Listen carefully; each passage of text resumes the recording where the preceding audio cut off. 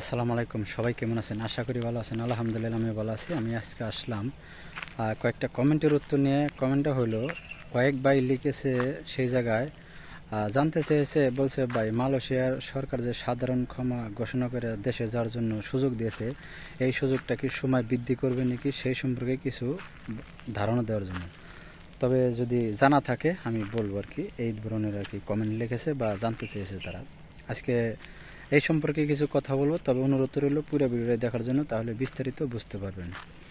বর্তমান যে মালয়েশিয়ার সরকার সাধারণ ক্ষমা ঘোষণা করে অবৈধদের নিজ নিজ দেশে যাওয়ার যে সুযোগ দিয়েছে, শুধু বাংলাদেশিদের জন্য নয়, যারা মালয়েশিয়ায় যে কোনো রাষ্ট্রের লোক, যে কোনো দেশের লোক অবৈধ যারা আছে তাদের জন্যই সুযোগ দিয়েছে 31শে ডিসেম্বর 2024।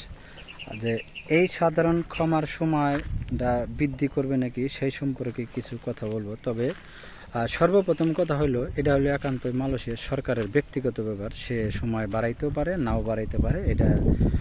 এবং কি এখন আরও 1 মাস সময় আছে। আপনারা যারা দেশে যাবেন অতি দ্রুতই দেশে যাওয়ার চেষ্টা করেন। তবে আপনার সময় বাড়ানোর অপেক্ষা করে থাইকা যদি আপনি থাকবেন, বা আমি বললাম আপনি থাকেন, বা কেউ বললো, অন্য কেউ ভিডিওতে বললো, বা আপনি কোনো নিউজে পাইলেন সময় বাড়াইব, সমস্যা নেই, তবে এটা ভিত্তিহীন কথা হইব। কারণ এই ধরনের কোনো মন্তব্য বা কোনো মিটিং কোনো জায়গায় হয় নাই, বা এটা কোনো আশা ভরসাও না। এটা হলে আপনার সময় হয়তো বাড়াইতেও পারে, নাও পারে, বা না বাড়ানোর সম্ভাবনাই বেশি। কারণ যে সময় দিয়েছে এখন আরও 1 মাস আছে। আপনারা যারা দেশে যাবেন অতি তাড়াতাড়ি দেশে যাওয়ার চেষ্টা করবেন 1 মাসের ভিতরে।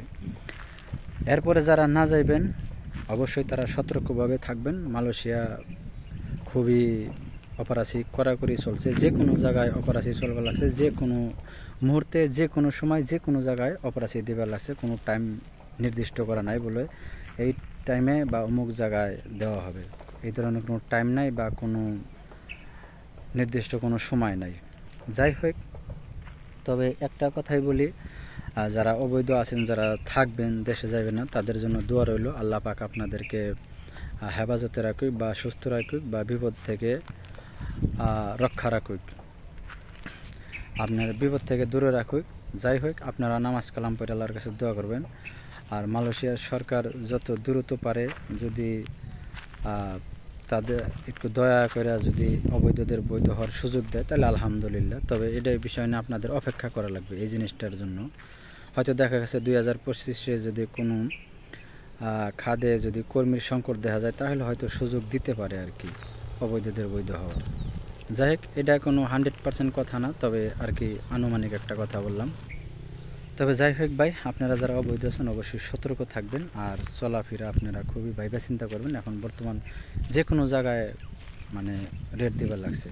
যাই হোক, আর সময় বৃদ্ধিটা হলো, তবে আপনারা যারা দেশে চলে যাবেন অবশ্যই অতি দ্রুতই যাবেন। আপনারা সময় বাড়ানোর অপেক্ষা করবেন না। আপনি অপেক্ষা করবেন, যদি সময় না বাড়িয়ে দেয় তাহলে তো আপনি দেশে যাইতে পারবেন না, আরও বিপদে পড়বেন। তখন আপনি হয়তো দেখা যায় আপনি আশায় থাকবেন বৈধ হওয়ার সুযোগ দিব, এটাও নাও দিতে পারে, কারণ এটার কোনো গ্যারান্টি নেই।